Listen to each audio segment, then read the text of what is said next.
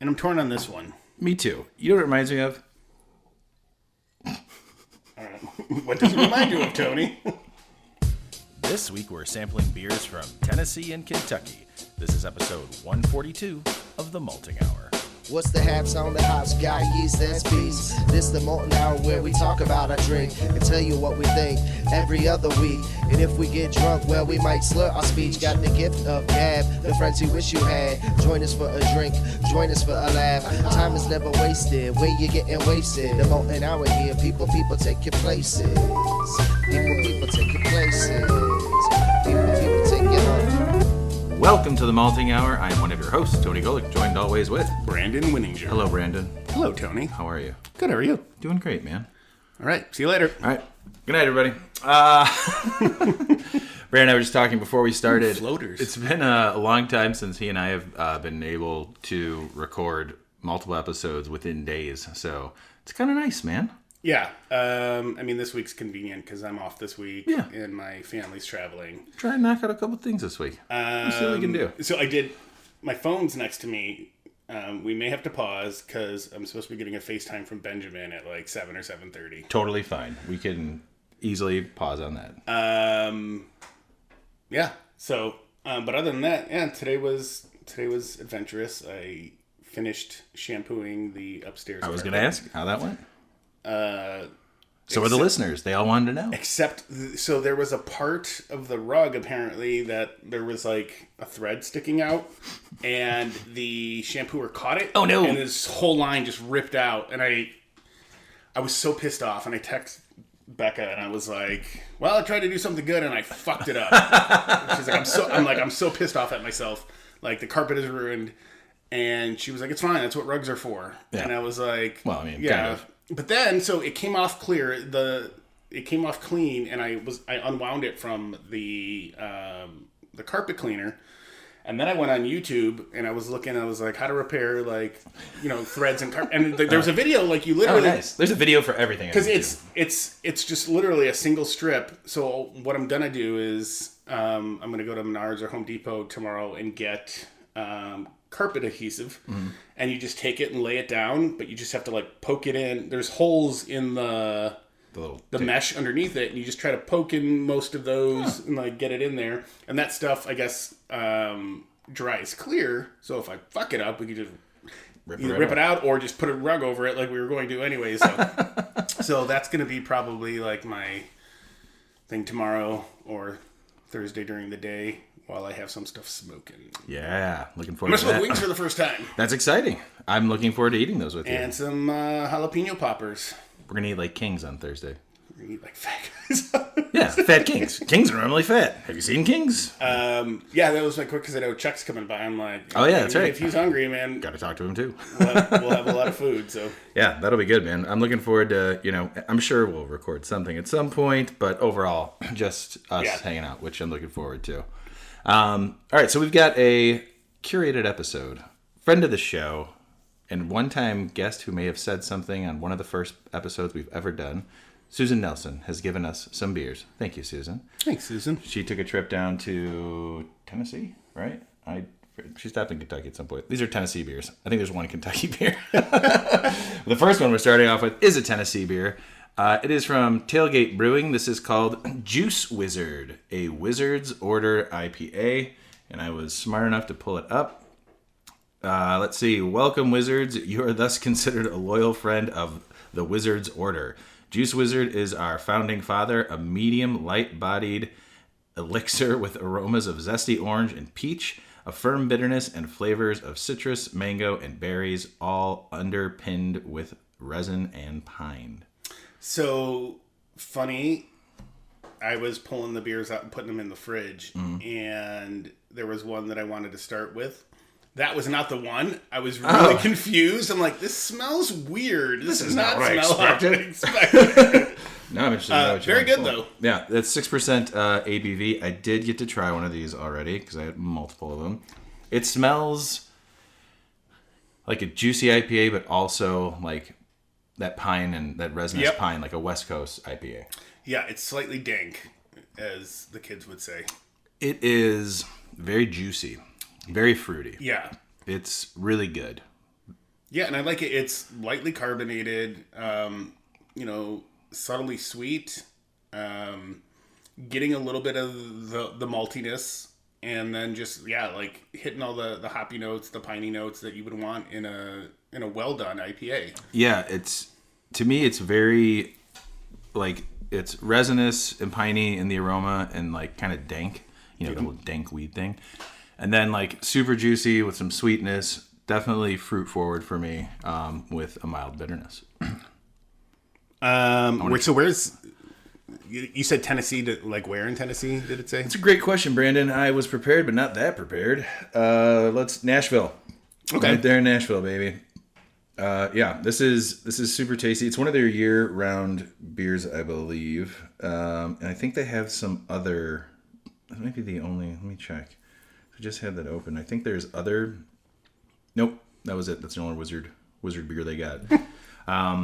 This is super refreshing. Like I said, I got to try it last night. I really liked it. I wanted to be selfish and just keep it and not bring it to you because I'm a bad friend, but I opted not to do that. Thanks. I opted to remain a good friend. I enjoy this. It's almost like I don't know. It's refreshing. It's like almost like not thirst quenching, but there's like a refreshingness to it that you don't really get from IPAs, because IPAs are either like bitter or juicy, and I don't really think of like orange juice or juicy things as refreshing as more as just being tasty. Yeah, and it's not like I had said before. It's not overly bitter. It complements everything else in the hops complement everything else in the beer really well. Sorry, go ahead. No, I'm just I'm still blown away because again, this is not the one I was going to choose, but That's hilarious. I'm surprised that I enjoy this so much. I've been not on an IPA kick lately. That's funny because I feel like I'm on the opposite end of that. Like I want just straight up regular IPAs, like West Coast IPAs. Yeah, that's what I've been kind of craving. And this hits like the notes of juicy IPAs and regular IPAs for me. Yeah, I would say that I can agree with that because it's got all of that. So, very well done, very well balanced, easy. I mean, drinking through this fairly quickly, even though we're just sharing a can. But I should have brought the other can. We could have just had a can each. Yeah, we don't. I mean, we've got enough stuff to drink tonight. So that's true. But yeah, really well done. That is a place that I would put. I've never been to Nashville. Me neither. It's on my to go list. My wife's been there, and I know friends of the show, probably Susan too, but I know Pat's been there a couple of times, and it's a place that I want to visit. I've been to Memphis, but I've not been to Nashville, so I would check this place out. Yeah, absolutely. They also listed on Untappd that it has Eclipse, Citra, and Mosaic. So ooh. Clark, we haven't heard that name in a while, probably wouldn't like this because of Mosaic. He's sensitive to Mosaic, but I feel like I don't get full Mosaic flavor from it. There's some IPAs that lean heavy on Mosaic, and I like it. Mm-hmm. Some people don't like it. I think people say sometimes a soapiness, kind of like with cilantro. Yeah, kind of from Mosaic, but I think Mosaic is delicious. I've not encountered that with any hops yet, and specifically Mosaic, unless I just like eating soap. I don't know. Reminds me of my childhood.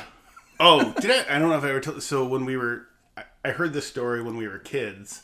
My mom used to try put the soap in your mouth thing when you curse or whatever. And my sister Trisha, she was apparently into curse words or whatever at some point. And my mom would do the soap in her mouth and then quickly realize that my sister would just eat it. Oh my God. That's not where I saw that going at all. No, it was it was like a bar of ivory soap in her mouth and then she would just eat it. And then I remember hearing that story and I was I forgot how old I was. I'm well, it must be good. So I ran upstairs into the bathroom and I locked the door and I took a bite and it was bleh! That's why you like Mosaic and cilantro, because you secretly love the taste of soap. That was not good. It was not good. That's hilarious. I can't imagine chewing on a soap bar at all. No, man. And maybe that goes back to my sister's fascination with A Christmas Story when Ralphie gets the bar soap. That makes in sense. his mouth. Yeah, I don't think that was ever done to me. I don't ever remember having. I don't think it was ever done to me either, unless it was so traumatic I blocked it out of my head. You know. Or you were just so good after you tried it, you're like, I never want this to happen. I'll never swear in front of my parents. Yeah. I don't think I ever really did. Until I got like 18 and my dad's letting me say damn in hell.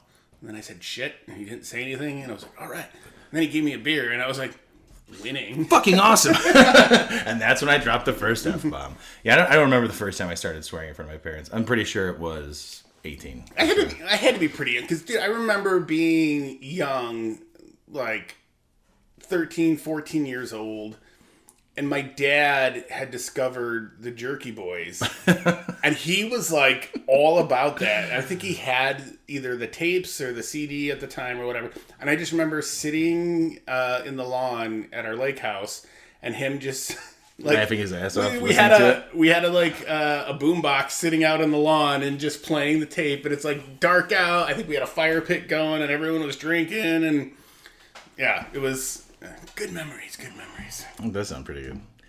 How many? Let's see. Do I want to go wands or hats? How many wizard wands would you give this, Brandon? Ooh, I'm gonna go solid. Ooh, not solid. I'm in the 4 territory. 4-1, 4-2 maybe. Yeah, I think I'm gonna go 4-4 on this. Okay. I really like this. If this was available in Chicago, I would buy it regularly. It would probably be a go-to out-of-state beer for me. Something I would look for regularly. I really like it. Yeah, I wonder what if they distribute. And if they do distribute, where do they do that too? Or it could just be like a Tennessee local thing, which is fine too, because that's good. And I would seek this out next time I go through Tennessee. Yeah, it becomes a destination for taking a trip to Tennessee. Indeed. Brandon, you're the only 10 I see. Oh, thanks, man. Now I'm interested to see in what beer that you thought you grabbed for this. Unless it was just all in my head and I imagined a beer. It's possible because there's only 2 12-ounce cans, and the other 12-ounce can does not stand as one. Oh, that's what you want to do. Yeah. Nice. All right. This I didn't look up. I feel like I know this brewery. I don't know if it's because Susan had checked in beers or whatever. But this is from Southern Grist Brewing Company. They're also in Nashville, Tennessee. And this beer is Blueberry Cobbler, which is a sour smoothie pastry beer. Blueberry sour with cinnamon and vanilla beans. Ooh. Now, some big shoes to fill. We have had pie cobbler themed beers, but oh my God. I should have known by the color that it was not the correct beer. As soon as I started pouring it, like, that's an IPA. Oh, man. That is a rich purple, like if Welch's grape juice had some cream in it. That sounds disgusting. Oh, man. Yeah, it's got like a light pink head on it. It's definitely like a purplish. That smells fantastic. Yeah, it smells really good. The Energy City Cobbler beers we've had are pretty amazing. So if these are anywhere near as good, I will be thoroughly impressed. I'm going to go in for the sip here. Hey. Pretty good. That is, so the first thing I get from that is tartness. Yep. It's blueberry, right? Blueberry cobbler? Correct. Blueberry is a hard flavor to impart into a beer, so I can see going the sour route for this, obviously. So there's tartness, and then there is like this sweet vanilla. The vanilla actually is kind of lingering in my mouth right now. Yeah, same here. Like, I don't know if it's a good thing or a bad thing. I think as I keep drinking it, I can definitely speak on that a little bit more. But first impressions are, holy cow, that's really good. It's like cobbler and ice cream. Yeah, I'm getting like the sweetness of the vanilla, and I'm getting like in the back, I'm getting some little hint of cinnamon. Yeah, And I think the cinnamon is a little bit of cinnamon in there as well. That's what's kind of reminding me of the crust of a Cobbler. Absolutely. Again, another, well done beer. What does this one clock in? 6%? Yeah, it says 6 on here. Yeah, actually, as I'm still sipping on this and kind of burped a little bit, I can taste a little bit more of the cinnamon. So this says on their website, it is a fruited sour ale brewed with lactose, vanilla, cinnamon, and blueberry puree. Okay. So there's actual blueberry in there, so that's pretty cool. I like that. I wonder when they add it. Like, I wonder if they use that as part of fermentation or if they do that after, like, yeah, I don't know. Primary. Because I feel like, I wonder if it's a secondary thing. yeah, Like, just to finish it off. yeah. And to make sure that because I think if you, like, and I think we've tried this, like, if you do fruit in the primary, you lose all of the flavor. Oh, absolutely. Like, the yeast destroys it. Yeah. During fermentation. But secondary, yeah. Not even secondary, like, even before, like, maybe they blend it when they can it or, like, something like that. Like, Yeah, I'm not sure. I'm assuming because there's, like, no warnings on there, like, hey, don't let this get warm or anything, that we can assume that it's a secondary. yep. This might sound like a weird edit, but we did pause real quick because we got the FaceTime with Benjamin. Yeah. That was nice.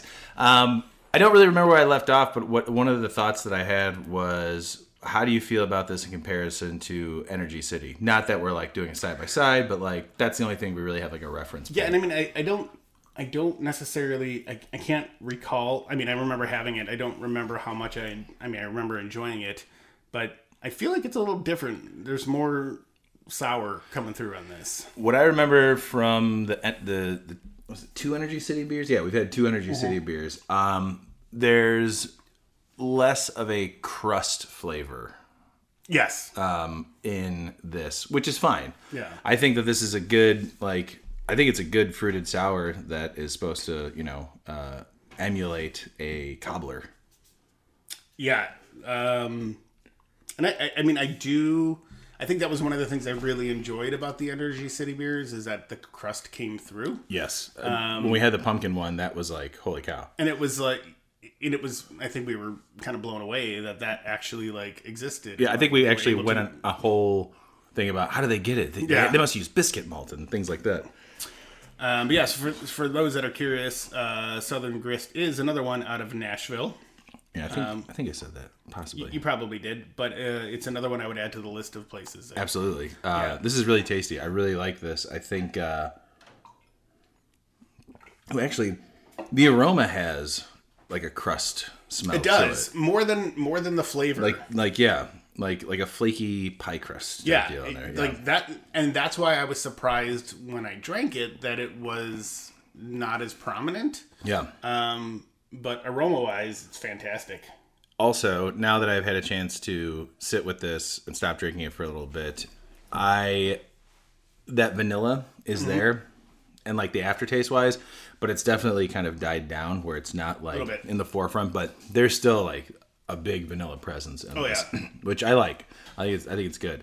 I probably could drink a whole one of these. Oh yeah, I mean, only being 6%, I feel like it's. But I mean, like, even with it being a cobbler type pastry beer, sometimes those are tough to. But it's not over the top, right? And I think that's a big thing. Like, what cuts it for me is that sourness that is very prominent. Absolutely. And I've said this before. I'm not a huge sour beer person. Like, I do enjoy them when I have them or when I have good ones. But I feel like the sourness complements the way this beer was done so well. It makes it easy enough to, like, the 16-ounce format is like a no-brainer. Yeah, I don't throw the word around a lot, but balanced for sure, especially with what they're trying to accomplish. There's that hint of cinnamon, a lot of vanilla there. The tartness, the blueberries, and I'm assuming maybe I'm going to assume this is probably a kettle sour beer just because it's easier. I don't see anything about lactobacillus in there or anything, but could be wrong. Just because they didn't say it doesn't mean they didn't do it. But yeah, man. Overall, I think this is really tasty. I really really like it. How many blueberries would you give this beer? For the style and for what it is, this is going to be a 4-1 for me. Yeah, I was at roughly a 4. I could do 4-1 too, but yeah, it's 4-1-2, like I did 4-1 and you did 4-1-2? Yep. Like 4-1 as well, or 4-1-2? That's for you to decide. Oh, yeah. Listeners, figure it out. Who knows what Brandon is really talking about? But yeah, super fantastic, man. Yeah, and this also, like, as tart as it is, still comes off as, like, very refreshing. But so now on that point, I'm glad we didn't start with this. Yes. Because I feel like the IPA would have been a little washed on me if we had like done that next. Absolutely. But I feel like they did a good job. The reason I was going to choose this is because we've had good experiences with Cobbler beers in the past. Absolutely. This was the one you thought you had selected first? Yeah. Oh, nice. Well, I started breaking stuff off the 4-pack, and I was putting things down, and I put a couple. You saw it, grabbed one, and yeah. Nope. But I'm glad that was a mistake that I made, because yeah, it's a good. While I would have still enjoyed this, I probably would not have enjoyed. I feel like I would have been missing something on the second one. I agree. I think that this was probably the better choice. I'm looking at some of the single cans they have available right now, and they have a lot of crazy shit, man. Blackcurrant Mango Hill, a fruited lactose sour with blackcurrant and mango.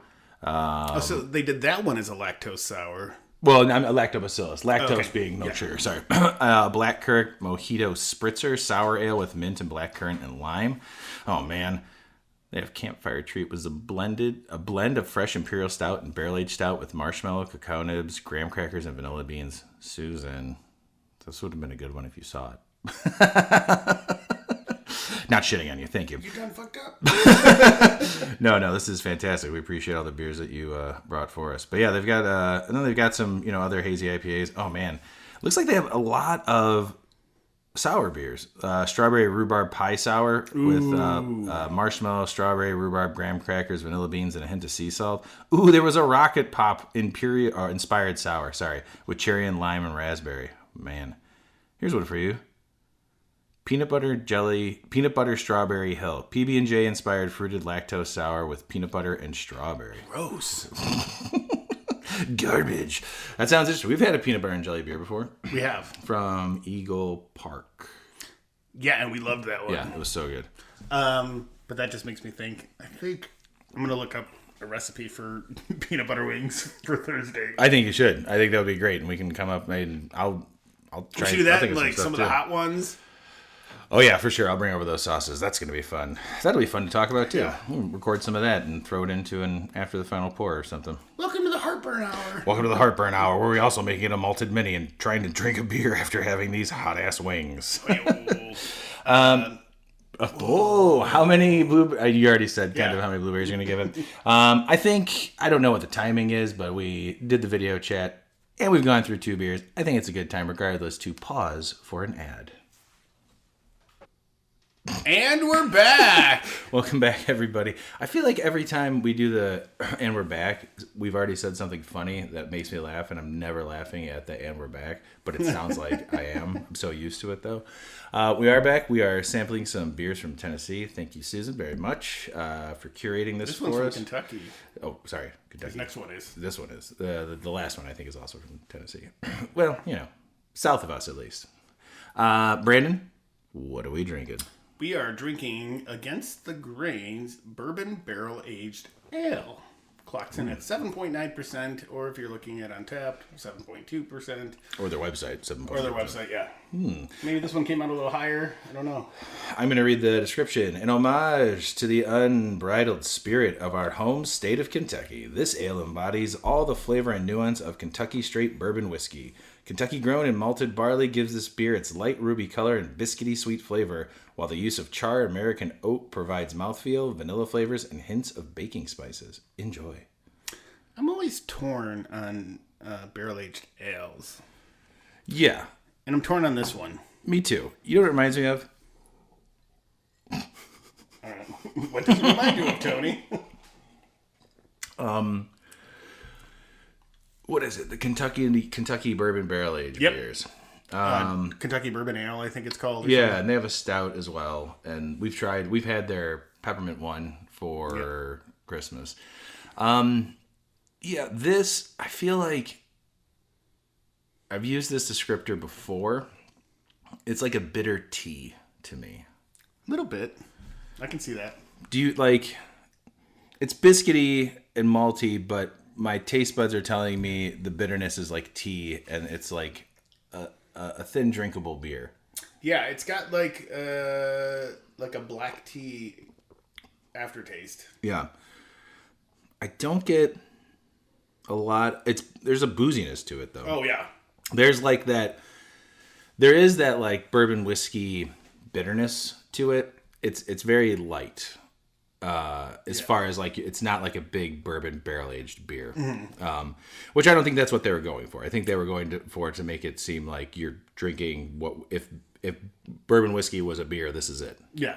Which, if that is the case, which I think it might be, it's fantastic because I think it nails that. I think that like that whole tea idea, my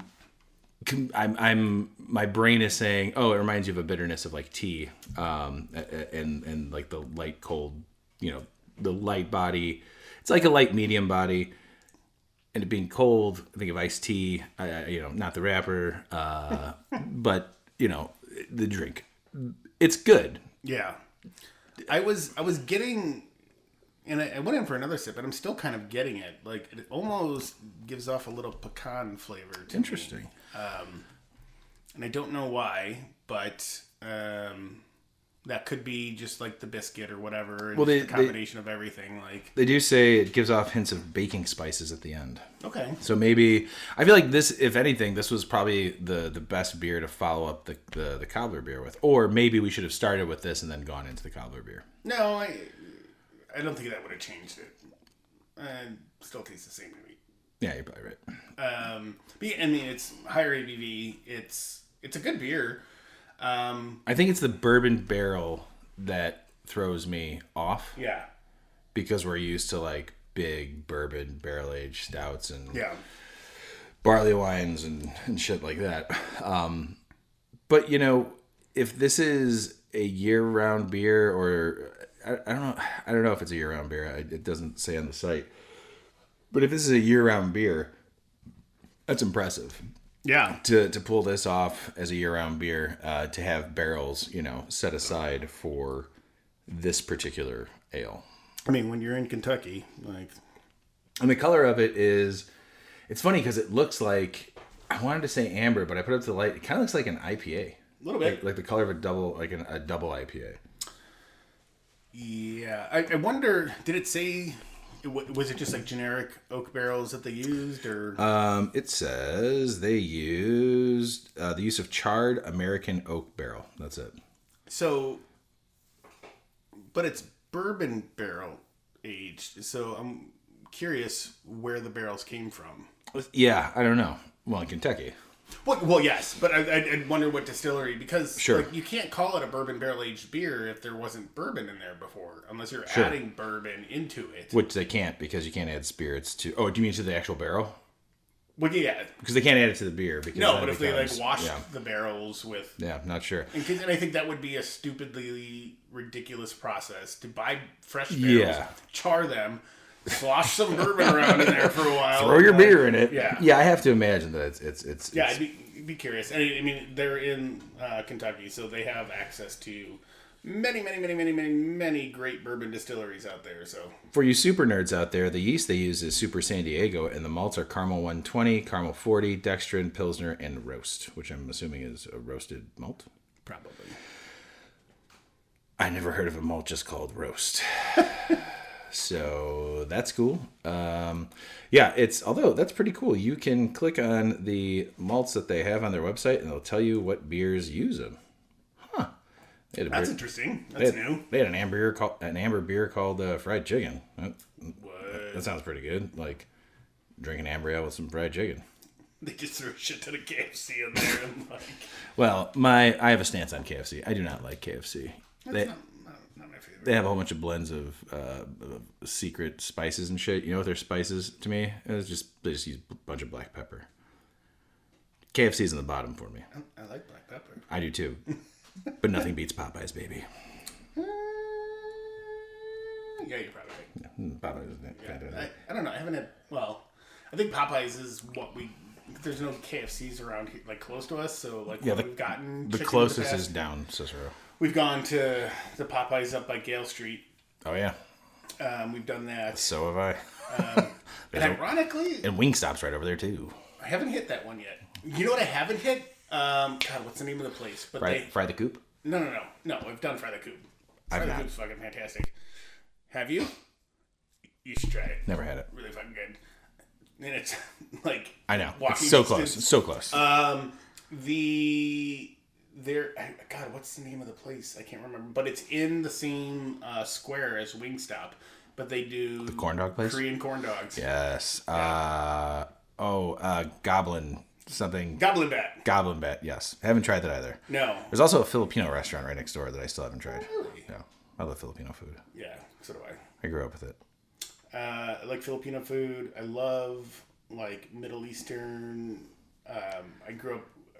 I had a friend. Sounds like we're like on a date right now, talking about what foods we I had a friend in high school, and I may have told this story before, but like his mom always cooked food. Like they're Assyrian. Oh yeah, I think we talked about this. They always had like dolmadas, which for those that don't know, it's like grape leaves with rice and sometimes meat and other stuff. Sign me up. But she like literally like it was always like an arsenal of food, and I'd go to his house and we'd be picking him up because we were gonna go out to dinner, like we were gonna go hang out for the night and grab food and drinks and all this stuff. And we'd come in, and she'd be like, "Oh, he's getting ready." I'm like, "Okay, great." She's like, "Sit. You need to eat." I'm like, "No, we're gonna go do that." She's like, "No," and she'd come out with this big ass plate of rice and like just all this other stuff on there, and like, "Eat." Moms, those are moms, dude. Moms always want to feed. So then we would like change our trajectory. We'd eat. And then we would eat there, and then we'd go drink, and then we'd go eat at like 3 in the morning. Yeah, I was gonna say, either are you eating afterwards, or are you going back to his house to eat like stuff? And that's when we were like, that's when I was ending up like in like the college days, shortly after college days, ending up at like the Golden Nugget on Lawrence and Ravenswood. Gotta love it, man. Alaskan waffle was my go-to, which is crazy. After drinking, I'd have an Alaskan waffle. I was on this huge kick for years, which is everywhere we go, I'd get pancakes. Oh, dude, their pancakes are so good, though. Yeah. Like, they're the best. I have not had a better pancake than Golden Nuggets. We went to, the older, the Irving Park. Yeah. One that changed now. It's Lola's Diner. Have you been there? We went. How was it? We went the morning after we did our thing downtown. We went, picked up Benjamin. And we were calling my sister on the way there, and my sister was like, "Oh, he's eating right now. He's having a PB&J." We're like, "Okay, well, he's probably not going to be hungry." So in my mind, I thought, we're not going to breakfast anymore because this kid ate, and I'm not going to make him just sit there while we eat. And then Becca got like really upset, and she's like, "I was looking forward to breakfast." I was like, "All right, we'll go." I'm with her. I would have been. Like, we'll go. So we went, and we ordered like the kids' meal. Mm-hmm. And oh my god, it was like he got 2 big ass pancakes. It was like $7. 2 big ass pancakes. You got eggs, sausage, something else, and it was like and a drink. And I was like, this place is pretty good, and their pancakes were pretty phenomenal too. So yeah, I definitely want to go there and check it out. There's another place I pass heading to work on Higgins, near Higgins and Narragansett. Is that the Sweet Cafe? Yeah, it just opened up not too long ago. Where it used to be Big Top. Yeah, so I gotta check that out. I was like, I need to go there one weekend. The only thing I've heard that the food is good, but I've heard that their prices are kind of really high. I saw that a pancake meal was about $14, which I don't know what all comes with it, but I was like, oh, okay, I need to come back to this menu. Yeah. It didn't help that I was driving and looking at the same time, so... Don't do that, kids. But don't drive and look at menus. We really enjoy like near Irving. It's near Irving in California. It's right near Clark's place. Churro Waffle. Oh yeah, dude. Trust me, there have been plenty of mornings where I woke up and I'm like, I don't feel great because the night before, on the weekends, I'm like, oh, I get free Grubhub delivery because of Prime, and Churro Waffle pops up, and I'm like, should I do it? 9 out of 10 times I just get up and start making something instead. But Churro Waffle's good. Yeah, Clark said it was good as well. Brandon. How many charred oak barrels are you giving this? I'm going to go 3.5. Yeah. For what this is, it's good. I feel like I want to have this on tap. I don't know why. I feel like maybe on tap might be a little bit better. I don't think it's an old beer by any means, but let's see if there was a canning date. But I feel like. Oh, speaking of which, Susan did say that the Wizard one was better in the can than when she had it on tap. Ooh. So there you go. Yeah, But this I'm gonna go 3-3. About 3-3. Would I seek this out again? Probably not. It's not bad. I don't know if it's for me. Again, if someone offered me one, I'd be like, hell yeah, let's do this. Yeah. And I think it's good for if I had it again in a can like this, I would say, oh, do you want to split this? Because I don't know if I'd want a full one of this. Now, a full pint, maybe on tap, I would give that a try to see. I feel like, fresh beer on tap, just there's always a little bit of a difference. Yeah, it makes me wonder if they do this. Like, if they pour it, would it be in a full pint? Do they do it like a 10-ounce pour? Like, I don't know. But either way, yeah, I would, like, this is a beer, like, I would try and tap and see if there's any significant difference. Or, like, whatever. I don't know. It's good. Yeah, it's not bad. It's just, I don't know if this is something that I would necessarily seek out again. Yeah, because I said, like, bourbon barrel-aged ales are not necessarily, like, what I'm looking for. Sure. But the fact that they do this, again, makes me intrigued. Like, okay, what else do you guys have on tap? I mean, have we had other against the grain beers? I don't believe so. I know I've had yes, them in me the too, past. but not on the podcast. Yeah. No, we've not had that. All right, good to know. We've got one more beer left, buddy. This is the last one. This was one I was super excited about trying because it is, it's summertime, and it's been a long time since we've done this, but it's the summer of the stout. We're going back to TailGate Brewing, and this is their peanut butter milk stout, clocking in at 5.2% ABV. Go ahead and give myself a little pour here. Here you are, sir. I did not... I didn't look this one up. Shit. Let's see. TailGate Brewing... PB Stout. What do they give me? There it is. Well, gave me tight head, so that's cool. I said TailGate, but great. Peanut butter. Ooh. Yeah. What do you think of the aroma? It's funny. I'm getting slight peanut butter, but more like actual nuttiness. Yes. You know what it reminds me of is the smell of Trail Buddies. Yes. The beer from Old Irving and Maplewood. Their beer. Let's see. Let's get a description here. Here we go. It's a milk stout. It's sweet. Sorry, there's a burp in there. A Nashville icon, peanut butter milk stout is a medium-bodied stout with loads of chocolate, coffee, and peanut butter. 4-time international award winner. And on Tapped, it says people normally check it out with smooth, creamy, sweet milk, light-bodied. Okay. But yeah, there's definitely a nuttiness to it. It's quite dark with like that Guinness-y color type head to it. I just swirled mine around to kick up that peanut butter aroma again. Yeah. Okay. Interesting. I did have this yesterday. Oh, did you? I didn't pick up on this last time. What are you getting from this beer? I'm getting peanut. Mm-hmm. Slight bit of chocolate. I feel like I'm getting a slight hint of vanilla. I don't know. And like the maltiness is kind of lost on me. Sure. Like it's like I'm not getting much of the beer itself because like all that flavor extract, I'm assuming extract, is coming through. I think my palate's a little wrecked right now. Because I get the peanut, I get the chocolate, and then my tongue is saying something tangy. Yeah, a little bit. And I don't know what that is. Like, not tart, but tangy. I don't think this is old either. I don't know. It says 1 24 on the bottom. Like 1/24. Was this from January? January? Could be.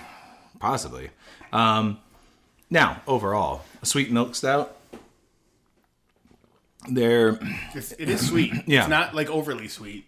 Yeah. Oh man, I don't know what it is, but there's like, I keep getting this tanginess. Yeah. From it, which I don't remember having yesterday.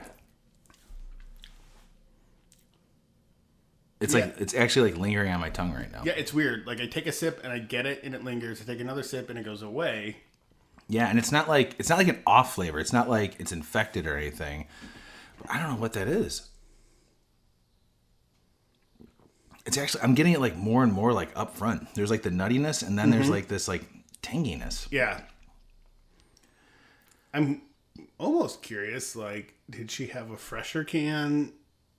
And then No, it was from the same. It's like okay. Yeah, like we got 3 cans for this, so drank one yesterday. Now we have this, and I have one more left. You know what I'm gonna do? Check the date when you do. Well, no. What I'm gonna do is save that other can, bring it over here. We're gonna drink it another time to try. I feel like right now I can't. If I have to base it off of this, I don't like it. Yeah. I liked it yesterday. I thought it was good. I didn't have this like weird tanginess. I don't know what's going on. Yeah, I'm getting it too, and it's like I just because powered through that right what there. What it does is when I drink it, it kind of I feel like it mutes my tongue, and then I'm only getting a little bit of everything else, right? And then that's it. Yeah, it's kind of man, I don't know. I don't like it. I don't like it right now. I don't hate it, but yeah, I based on what I'm getting, I would not go back to this. Now, the good news is that we've already tried one beer from them, and that's how we started the podcast, so we know that they are making good beer. And apparently this beer is popular according to the description, so well, I don't know. And you had it yesterday and you liked it, Yeah. so... It could be our taste buds, could be what we're doing. If I had to base this off, like... As of right now, just because of the way my mouth is, and so it's not a very fair... Should have had some jerky. Rating. I should burn my mouth and had the sugar. It's so good. Brandon's got his blueberry jerky. What peppers did you put in there again? There is ghost pepper powder. Ghostbuster powder. And I put a single dried Trinidad Scorpion in from there. Mortal Kombat, right? So it was marinated in that, and then the marinade or the glaze, I should say, that I put on it was just some cayenne powder. It's very good. And red pepper flakes. And then the red pepper flakes did not come out because the guy, so I got this recipe off a guy on Reddit. He did not use scorpion peppers. I just like to be stupid. So I get over here.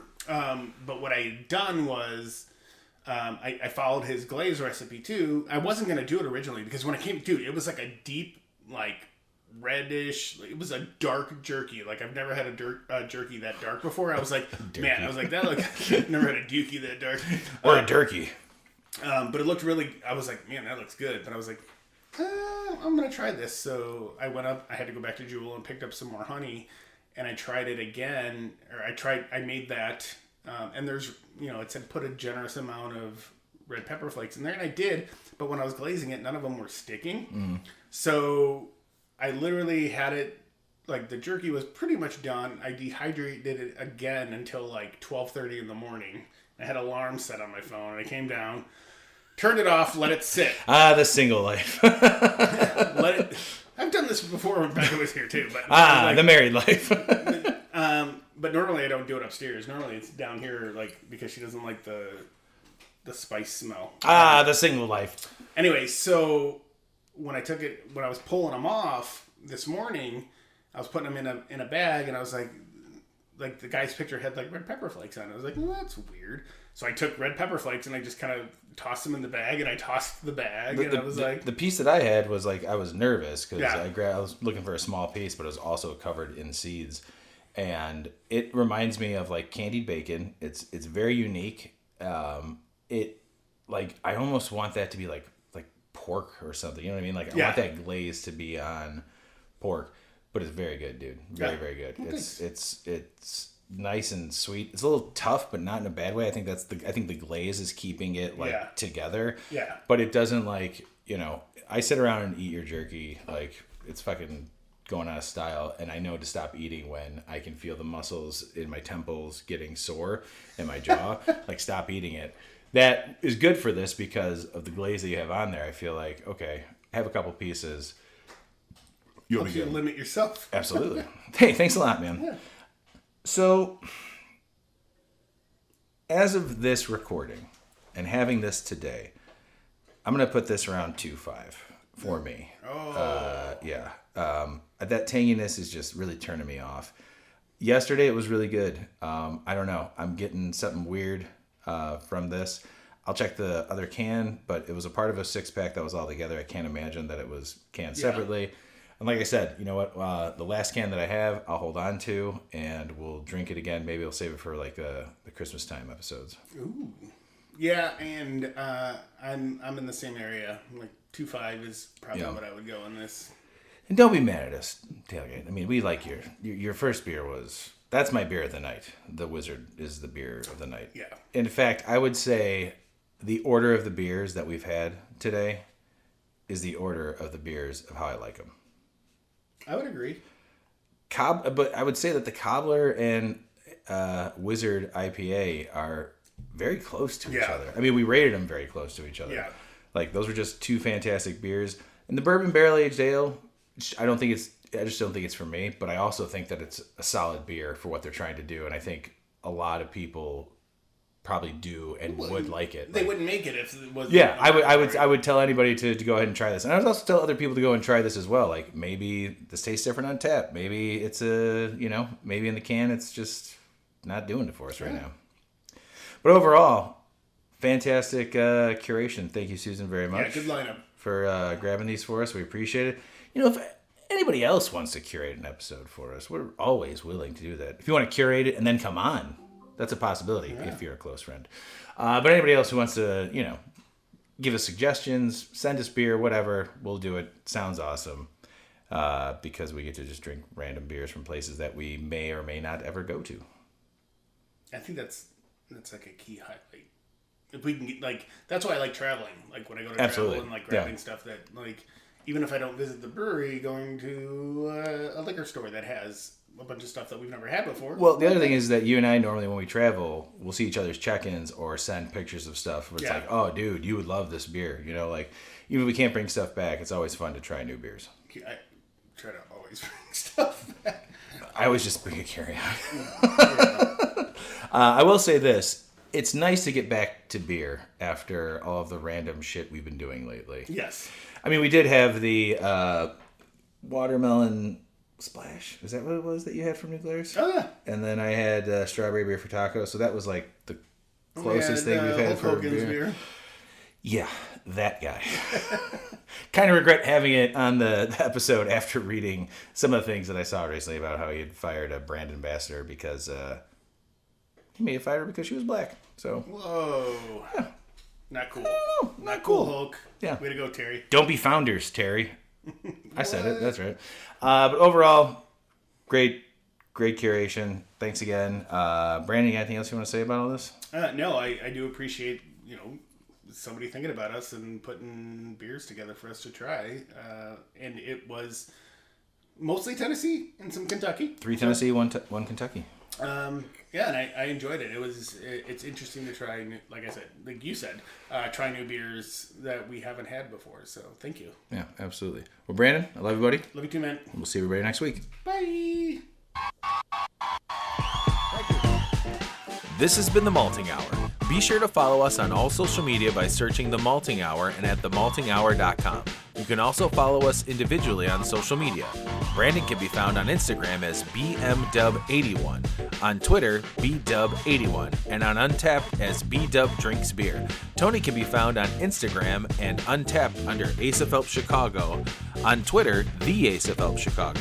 Clark can be found as Clarkowski on all three. Dan can be found on Instagram as hip__hops and hip hops on YouTube. Be sure to subscribe, like, and rate the show on your preferred podcast listening platform. Until next time, cheers from all of us at The Malting Hour.